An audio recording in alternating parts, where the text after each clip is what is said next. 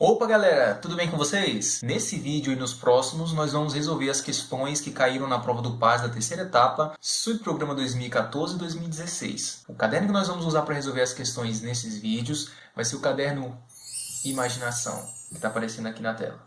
Bom, o texto e a figura aqui vai servir para a gente resolver a próxima questão, que é uma questão bastante extensa e que precisa de bastante atenção. O texto fala aqui da performance de um artista que pegou aqui e colocou 100 litros de combustível nessa estrela e colocou fogo. Dá uma lidinha aí no texto rapidinho para a gente poder resolver a questão, beleza? Vamos passar. Essa questão 86 é um pouco trabalhosa. Eu dividi ela em vários passos para facilitar o entendimento. Então vamos lá, questão 86. Considere que a artista tenha utilizado um combustível com densidade igual a 0,70 kg por litro, composto de 84% em massa de carbono e 16% em massa de hidrogênio. Considerando essa informação, bem como que o oxigênio apresente comportamento ideal nas condições normais de temperatura e pressão, e que nessas condições um mol de determinado gás ocupe 22,4 litros, determine o volume de O2 em litros medidos na CNTP consumido durante a queima completa dos 100 litros de combustível empregados. Divida o resultado obtido por 10 à terceira e, após efetuado os cálculos solicitados, despreze para marcação no caderno de respostas a parte fracionária do resultado final obtido, caso exista. Vamos lá, são várias informações aqui nessa questão, então eu recomendo que vocês escrevam todas as informações que vocês têm no cantinho da prova lá. Como eu falei que tinha dividido em vários passos, olha só os passos que eu dividi para a gente resolver essas questões. O primeiro passo, a gente vai ter que descobrir a fórmula molecular do combustível, que aqui na questão não fala que combustível é esse, mas fala que a porcentagem em massa de carbono e a porcentagem em massa de hidrogênio. O nosso segundo passo é escrever a equação da reação de combustão desse combustível. Já que nosso objetivo é saber o volume de O2 em litros que eu preciso para reagir completamente com esses 100 litros de combustível, então nós temos que ter a equação de combustão. O terceiro passo é a gente saber qual que é a massa do combustível em 100 litros, já que a gente vai ter que fazer uma relação estequiométrica e nós vamos ter que utilizar a massa e não o volume. O quarto passo, nós vamos ter que fazer as relações estequiométricas entre o combustível e o oxigênio.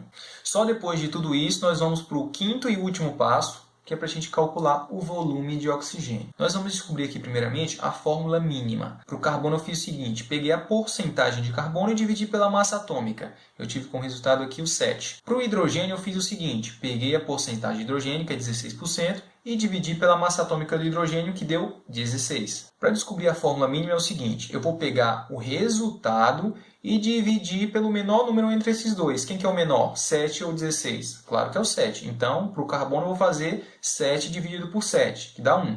E para o hidrogênio eu vou fazer 16 dividido pelo menor. Quem é? O 7. 16 dividido por 7 dá 2,286. Agora sim nós descobrimos a fórmula mínima. Então a fórmula mínima é CH2,286. Mas existe um composto com fórmula molecular CH2,286? Não existe. Então nós temos que multiplicar isso aqui, para eu ter um número inteiro na minha fórmula molecular. O número que eu vou multiplicar aqui vai ser 7. Portanto, a minha fórmula molecular vai ser C7H16. Nesse caso aqui, por coincidência, deu C7H16 no início. Em alguns casos, isso não vai acontecer. Beleza? Então, nós temos aqui o heptano. Olha só, C7H16. Então, o combustível que ela estava utilizando lá era o heptano.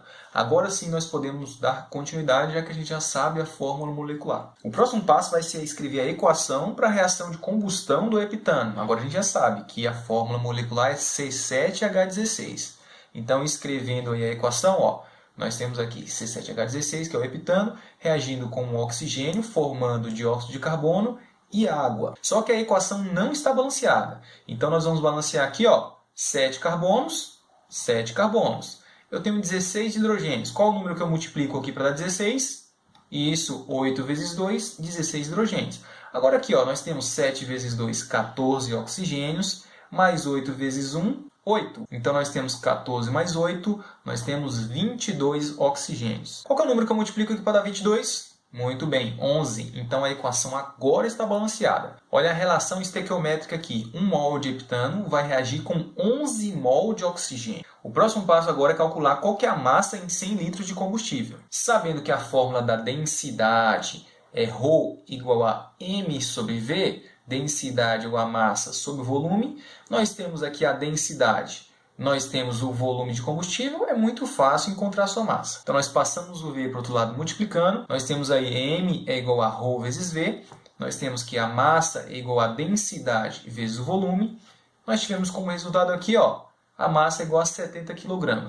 Então, em 100 litros de combustível, nós temos 70 kg de combustível. Só que eu vou utilizar aqui, ó, esse valor, 7 vezes 10 a quarta gramas. Eu vou trabalhar com gramas aqui nos próximos cálculos. O quarto passo vai ser fazer as relações estequiométricas olhando a equação lá de combustão que nós escrevemos anteriormente. Eu copiei ela aqui de volta e calculei a massa molar do heptano, que é 100 gramas por mol. Como eu disse para vocês que a relação estequiométrica entre o combustível e o comburente, que é o oxigênio, é 1 mol para 11 mol, então nós temos que 100 gramas de heptano vai reagir com 11 mol de oxigênio. Agora o que eu quero saber é quanto que eu preciso de oxigênio para reagir com 70 kg de combustível. 100 gramas eu sei que reage com 11 mol de oxigênio. Agora, 7 vezes 10 a quarta gramas, ou seja, 70 kg, vai reagir com quantos mol de oxigênio? Multiplicando cruzado aqui, nós temos 100 vezes x é igual a 11 vezes 7 vezes 10 a quarta. Nós temos como resultado aqui 7.700 mol de oxigênio. Então, nós precisamos de 7.700 mol de oxigênio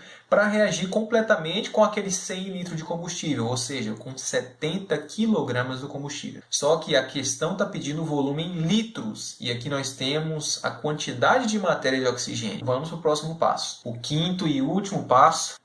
Até que enfim, vamos lá, a gente vai ter que calcular o volume do oxigênio. Como a questão disse lá, ó, que nas condições normais de temperatura e pressão, 1 mol de um determinado gás ocupa 22,4 litros, a gente vai ter que saber agora o volume de oxigênio. Se 1 mol eu tenho 22,4 litros, quantos litros eu vou ter em 7.700 mol? Multiplicando cruzado lá, x vezes 1, 1x... igual a 22,4 vezes 7.700. Nós tivemos como resultado aqui, ó, 172.480 litros de oxigênio. Opa, finalizamos nosso cálculo. Só que agora a gente tem que dividir o resultado por 10 a terceira, ou seja, dividir o resultado por 1.000. O que nós temos aqui? Quando a gente divide o resultado por 1.000, nós temos aqui 172,480. O que a gente tem que fazer? Nós temos agora que desprezar a parte fracionária do resultado obtido. Nós temos como resultado 172, porque desprezamos o número após a vírgula. Essa é uma questão para você fazer depois que você terminou toda a sua prova, porque é uma questão bastante cansativa, como vocês viram aí, né?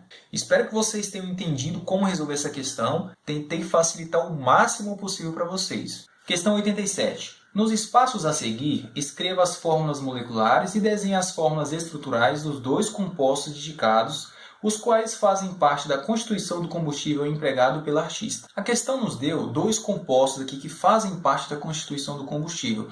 O combustível é um material e o material é formado por várias substâncias. No caso, pelo 2,2-dimetilheptano, pelo 1-etil-3-metil-ciclohexano e pelo heptano que a gente viu na questão anterior. A gente tem que primeiramente escrever aqui a fórmula estrutural. Eu escolhi escrever a fórmula estrutural condensada primeiro. Primeiramente, a gente tem que saber quantos carbonos que tem aqui no 2,2-dimetilheptano. Se você olhar aqui, ó, o prefixo "-ept" me diz que a cadeia carbônica principal tem 7 carbonos. Coloquei lá os 7 carbonos na cadeia principal, só que aqui, ó, a gente vê que no carbono 2 eu tenho 2-metil, que é uma ramificação com um carbono só. Numera aqui os carbonos e a gente vai ter que colocar aqui 2 ramificações no carbono 2, tá bom?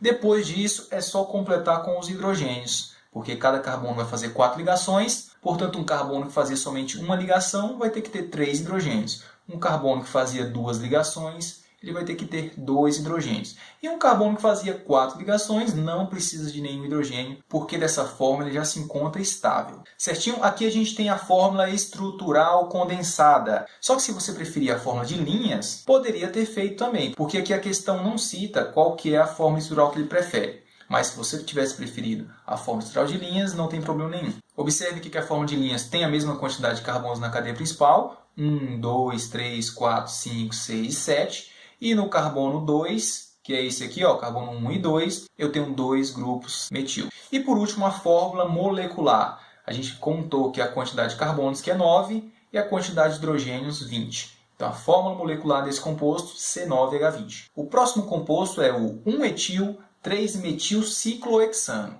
De cara, dá para a gente saber que é uma cadeia fechada, porque na nomenclatura a gente tem a palavra ciclo. A palavra ciclo, seguida do prefixo "ex", me diz que eu tenho uma cadeia fechada com 6 carbonos. Por isso, já coloquei aqui a cadeia fechada com 6 carbonos, e os carbonos fazendo as ligações entre si. Agora, a gente precisa colocar aqui a ramificação. No carbono 1 eu vou ter um radical etila, radical metila com um carbono, radical etila com 2 carbonos. Nesse carbono, nós vamos ter um radical com 2 carbonos, e no carbono 3, nós vamos ter um radical metil. Então vamos lá, colocando aqui o radical etil no carbono 1 e o radical metil no carbono 3. Completando com hidrogênios. Para eu completar os hidrogênios, eu fiz da mesma forma que eu fiz anteriormente. Completei os hidrogênios de acordo com a quantidade de ligações que faltavam em cada carbono. Aqui é a fórmula estrutural condensada. Agora, a fórmula de linhas está representada aqui. Notem que aqui eu tenho o carbono 1 com radical etil e o carbono 3 com radical metila. Ah, Mike, por que o etil veio primeiro na nomenclatura? Ordem alfabética. Primeiro vem a letra E, depois vem a letra M, ok? E para finalizar, nós temos aqui a fórmula molecular do 1-etil-3-metilciclohexano. Se a gente contar aqui a quantidade de carbonos e a quantidade de hidrogênios, nós vamos chegar em C9H18. Gostaram da questão? Muito fácil, né? Então é isso, galera. Se você gostou desse vídeo, você já pode deixar seu gostei aqui embaixo. Se inscreve no canal também e assiste os próximos vídeos aí, que eu vou continuar corrigindo a prova da terceira etapa. É isso aí, a gente se vê no próximo vídeo. Falou, tchau!